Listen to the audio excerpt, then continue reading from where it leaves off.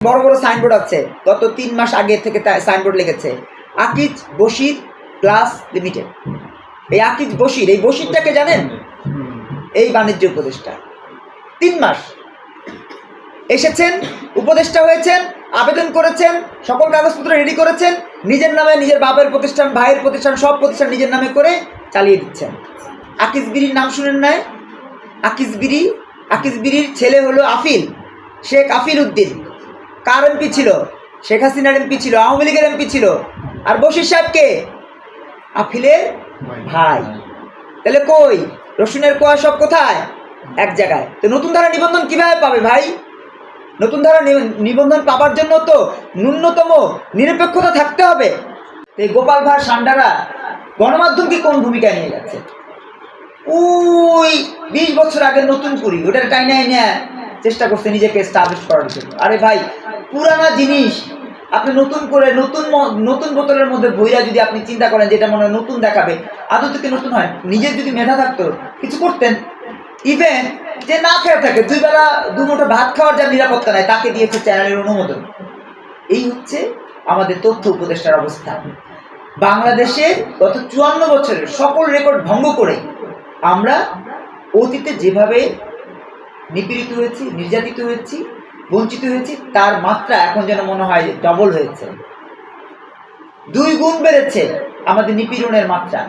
আপনি যদি যান টেকনাফে, দেখবেন যে আগে টেকনাফে যেই জায়গাটা দিয়ে মানুষ সেন্ট মার্টিন যেত, সেই জায়গায় যে রমরমা বাণিজ্য ছিল, ব্যবসা বাণিজ্য করে মানুষ খেতে পারত, আজকে সেখানে প্রায় 2000 মানুষ কর্মহীন হয়ে গেছে, বেকার হয়ে গেছে। অটো চালাবে, অটো চালায় কয় টাকা ইনকাম করবে? অটো চালাতে ইনকাম করা যায় না।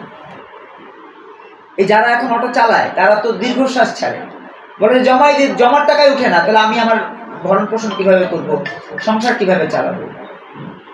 কথায় কথায় একটা অটো নিয়ে নেমে যায়, পরে দিন শেষে দেখা যাবে যাত্রী নেয়। এই পরিস্থিতিতে বাংলাদেশ, হরিদা হয়তো এই কথাটাই বলতে চেয়েছেন। এবং এই যে দ্রব্যমূল্য বৃদ্ধির প্রতিবাদ বা দ্রব্যমূল্য স্থিতিশীল রাখবার জন্য যে প্রক্রিয়া আপনি দেখেছেন, আমি একটু খোলাসা করে বলি, আমি একটু সময় নিই আপনাদের কাছ থেকে। আপনারা দেখেছেন যে একটা লোক ছিল জব্বার মণ্ডল, ভোক্তা অধিকার নিয়ে তিনি খুব নেড়ে চেড়ে দিতেন। কদিন আগেও তিনি নেড়েছেন, 2 মাস আগে।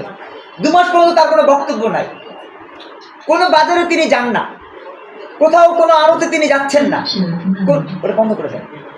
কোনো কোম্পানিতে, কোনো প্রতিষ্ঠানে তিনি যাচ্ছেন না, কোনো কোম্পানিকে তিনি ওই যে ধরে না, আগে গিয়ে ধরতো না যে এই 2 টাকার মাল কেন 4 টাকা বেচতেছেন, এখন আর করছে না।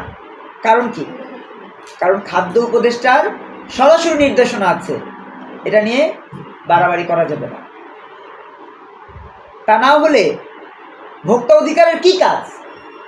ভোক্তা অধিকারের কাজই তো আমি যেন না ঠকি, ভোক্তা যেন না ঠকে, এটাই তো কাজ নাকি? কিন্তু আমি তো ঠকে যাই প্রতিদিন। আপনি দেখেন কাঁচামরিচ সারা বছর 200 টাকা, 150 টাকা, 200 টাকা, 150 টাকা। কেন ভাই? কাঁচামরিচ কৃষক বেচে কত টাকা? কৃষক বেচে 20 টাকা কেজি। কৃষক বেচে 20 টাকা, আমরা দেই 100 টাকা, 150 টাকা, 200 টাকা। কিন্তু কৃষক ওই 150 টাকা হলেও 20 টাকা পায়, 200 টাকা হলেও 20 টাকা পায়। তাহলে কৃষকের তো আপনি কথা ভাবছেন না। তাহলে কৃষকের কথা কে ভাববে? আমি ভাববো? কোন দলের চেয়ারম্যান ভাববে কৃষকের কথা? না কৃষি উপদেষ্টা ভাববেন? কৃষি উপদেষ্টা কি করছেন? কৃষি উপদেষ্টাকে জানেন?